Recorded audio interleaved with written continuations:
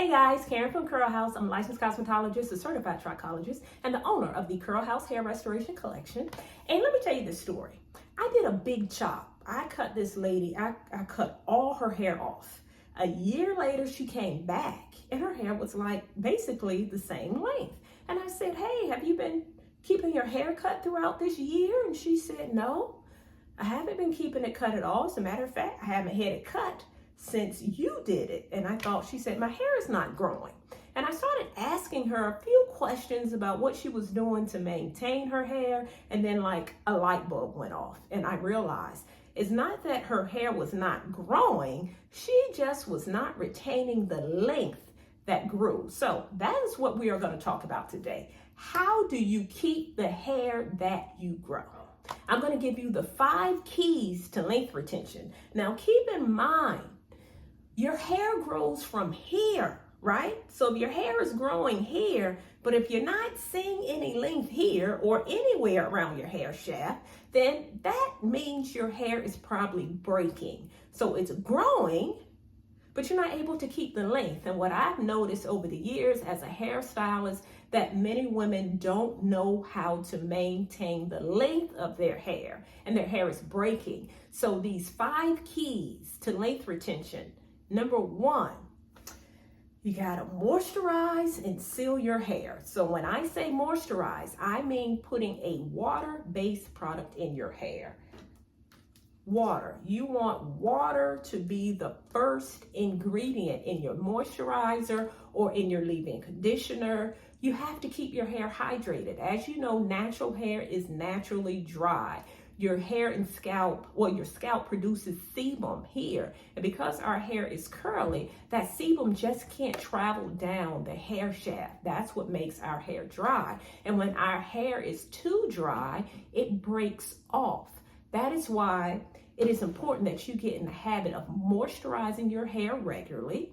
So everyone's moisture cycle is different. Moisture cycle is just how often you moisturize your hair. Some of us may need to moisturize every 3 days. Some people can go 4 days, 5 days. I typically have to moisturize my hair every day, every other day, because it's gray, the texture has changed, and it is dry. So moisturize and then seal. Seal means applying an oil over the moisturizer. So in other words, this is water and this is oil. So you can see this. What the oil does, it helps your hair to stay moisturized even longer.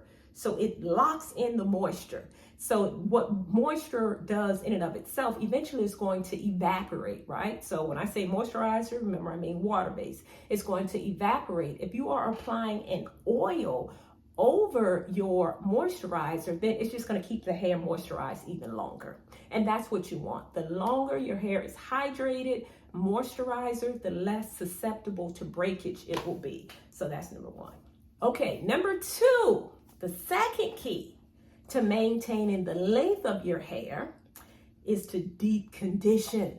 Y'all, I want y'all to get in the habit of deep conditioning your hair more often. What that means is taking a conditioner, applying the conditioner on your hair, which is what you already do. Put a plastic cap on over the conditioner after your hair is washed. Sit under a hooded dryer, or you can use a steamer. So if you use a steamer, you don't need a plastic cap. But if you sit under a hooded dryer, then definitely put on the plastic cap and sit under that hooded dryer for about 20 minutes. You will notice a difference in how your hair feels. I recommend that you get in the habit of deep conditioning your hair frequently. I've gotten in the habit now of deep conditioning my hair every single time I wash it, which is on average once a week.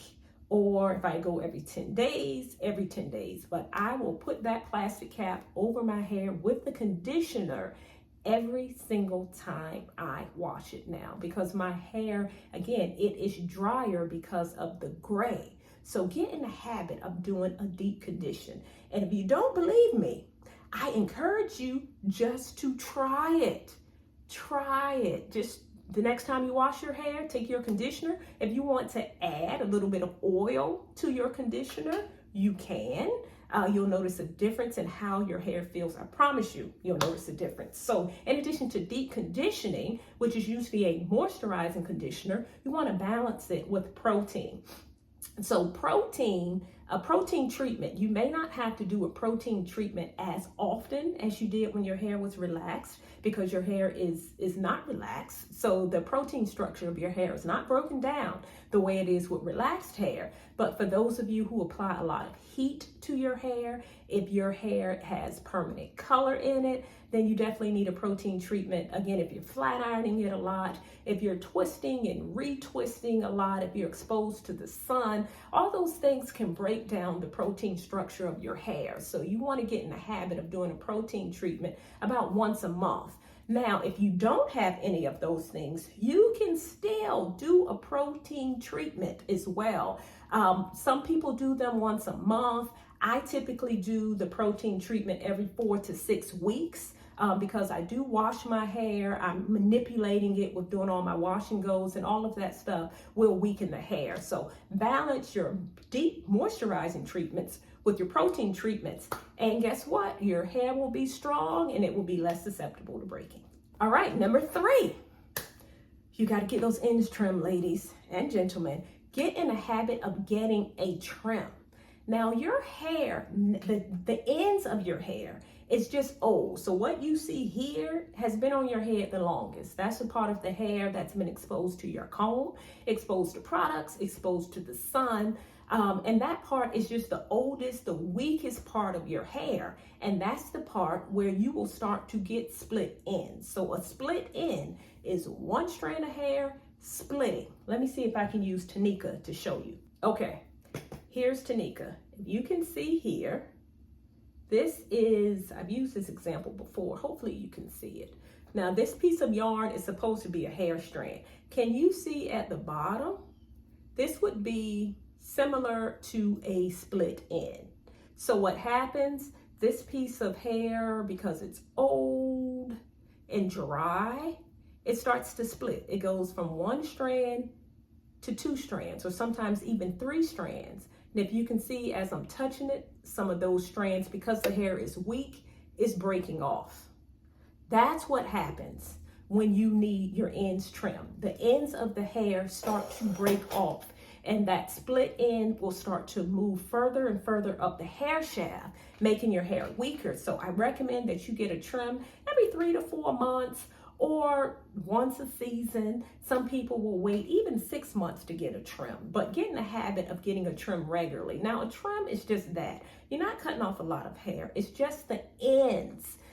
Sometimes you can even do a dusting, which is a very gentle trim, where you're just kind of snapping off those raggedy ends. That's just to keep those ends clean. So if you get in the habit of getting a trim regularly, then you're not going to lose hair. This is just a picture of one of my clients. She waited, I think this was right after COVID, she waited like 2 years to come back to the hair salon. And this is what her hair looked like. We had to cut off a lot of hair because her ends were so damaged. So this is the before and after. Her hair looks fabulous now. And her hair is healthy again. So don't get in the habit of waiting 2 years. If you get in the habit of doing it regularly, then your ends will be fabulous. And guess what? You will be able to keep the hair that you grow. Number 4, proper detangling. So if you're not properly detangling your hair, you could in fact be breaking the hair off that you grow. So when you wash your hair, I recommend first, if you are someone who does pre-poos, I love pre-poos, meaning applying like a coconut oil to your hair prior to washing, letting that oil saturate the hair strand. It softens the hair and it makes it easier to detangle. So you can pre-poo first, then use your fingers and gently pull out the shed hair. Then after you wash and condition your hair, apply a considerable amount of conditioner. The best time to detangle, to do a good detangle, is when you have your conditioner in. Use a wide tooth comb, or you can use a Denman brush to detangle, and gently go in section by section and detangle your hair. If you have a lot of hair like me, what I do, I detangle each section and then I put it in a nice big old twist. And after my entire head is detangled and twisted, I rinse the conditioner out with the twist still in. That is the goal, because when you rinse it out with the twist still in, as the hair starts to dry, because again, water evaporates very quickly, your hair remains detangled. And if you're going to style it right after that, the smaller sections makes it easier for you to navigate through your hair. So proper detangling will help you to keep the hair that you grow.